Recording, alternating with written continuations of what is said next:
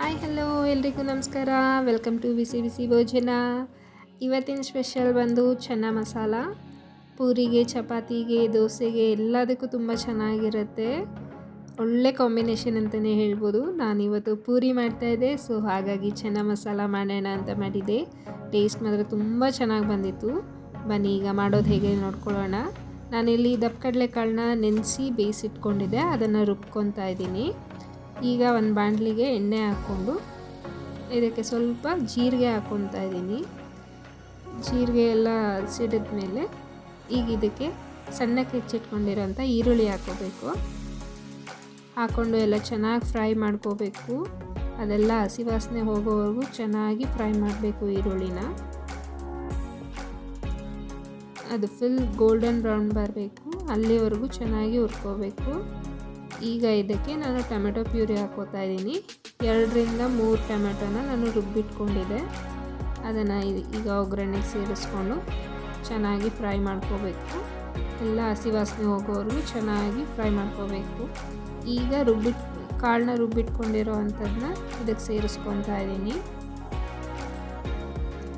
ಕಾಳನ್ನ ರುಬ್ಬಿ ಹಾಕೋದ್ರಿಂದ ಗ್ರೇವಿ ಗಟ್ಟಿ ಬರುತ್ತೆ, ಟೇಸ್ಟ್ ಕೂಡ ಚೆನ್ನಾಗಿರುತ್ತೆ ನಿಮಗೆ. ಮತ್ತು ಈಗ ಇದಕ್ಕೆ 1 ಟೀ ಸ್ಪೂನಷ್ಟು ಗರಂ ಮಸಾಲ, 2 ಟೀ ಸ್ಪೂನಷ್ಟು ಅಚ್ಕಾರದ ಪುಡಿ ಹಾಕ್ಕೊತಾ ಇದ್ದೀನಿ. ಮತ್ತು 1 ಟೀ ಸ್ಪೂನ್ ಧನಿಯಾ ಪುಡಿ ಹಾಕ್ಕೊತಾ ಇದ್ದೀನಿ. ಮತ್ತು ಈಗ 1 ಟೀ ಸ್ಪೂನ್ ಜೀರಿಗೆ ಪುಡಿ, ಇದೆಲ್ಲ ಹಾಕ್ಕೊಂಡು ಚೆನ್ನಾಗಿ ಮಿಕ್ಸ್ ಮಾಡ್ಕೋಬೇಕು.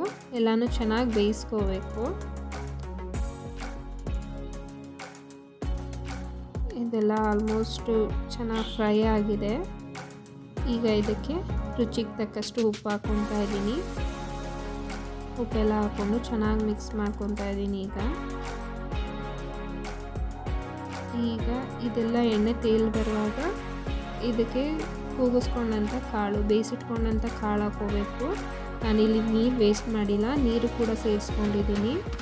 ನೀರನ್ನು ಸೇರಿಸಿ ಚೆನ್ನಾಗಿ ಕುದಿಸ್ಬೇಕು. ನೋಡಿ ಈಗ ಆಲ್ಮೋಸ್ಟ್ ಕುದ್ದಿದೆ. ಈಗ ಇದಕ್ಕೆ ಸ್ವಲ್ಪ ಕೊತ್ತಂಬರಿ ಸೊಪ್ಪು ಹಾಕ್ಕೊಂಡು ಇನ್ನೂ ಕುದಿಸ್ಕೋತಾ ಇದ್ದೀನಿ. ಏಕೆಂದರೆ ಗ್ರೇವಿ ತುಂಬ ಗಟ್ಟಿ ಬೇಕು ನನಗೆ, ಸೊ ಹಾಗಾಗಿ ಇನ್ನೂ ಕುದಿಸ್ಕೊತಾ ಇದ್ದೀನಿ. ಗಟ್ಟಿ ಇದ್ದಷ್ಟು ಚೆನ್ನಾಗಿರುತ್ತೆ. ನೋಡಿ ಈಗ ಆಲ್ಮೋಸ್ಟ್ ಎಲ್ಲ ಗಟ್ಟಿ ಆಗ್ತಾ ಬರ್ತಾ ಇದೆ. ನಾನು ಇನ್ನೂ ಸ್ವಲ್ಪ ಹೊತ್ತು ಬೇಯಿಸ್ಕೊತಾ ಇದ್ದೀನಿ. ಇದೇ ಥರ ಒಳ್ಳೊಳ್ಳೆ ರೆಸಿಪಿ ಬೇಕಂದರೆ ನನ್ನ ಚಾನಲ್ನ ಸಬ್ಸ್ಕ್ರೈಬ್ ಮಾಡ್ಕೊಳ್ಳಿ. ನನ್ನ ವೀಡಿಯೋಗಳನ್ನ ಶೇರ್ ಮಾಡಿ, ಲೈಕ್ ಮಾಡಿ. ಇನ್ನು ಒಳ್ಳೊಳ್ಳೆ ರೆಸಿಪಿ ಹೇಳ್ಕೊಡ್ತೀನಿ ನಿಮಗೆ.